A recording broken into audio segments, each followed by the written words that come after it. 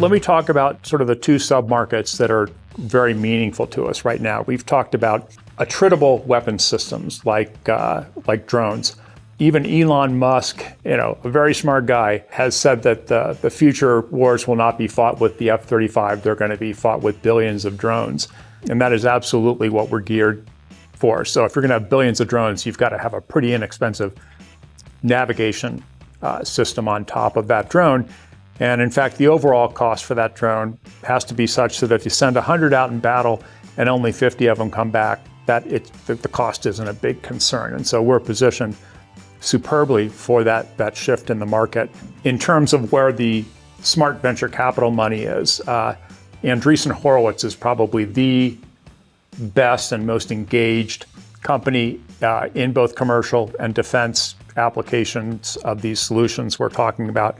One of their big focuses is the modern battlefield, and they talk about the concept of super rapid force projection and the fact that we can use not only technology, but cost and supply chain as a competitive advantage. So if there's a super cost-effective solution out there that supports this new battlefield rapid force projection model, then that's the one that's going to dominate in this space.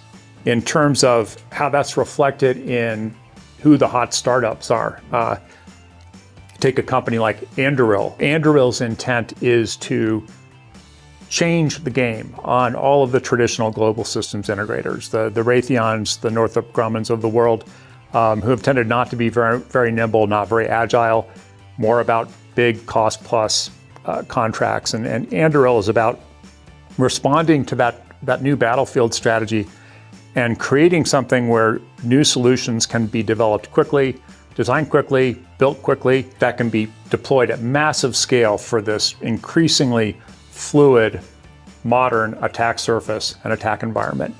So again, it's not just us saying these things. It's some very, very smart people in the leadership positions of the government, in the venture capital world, and in the startup world as well. We just happen to have the perfect timing to fit perfectly into those strategies.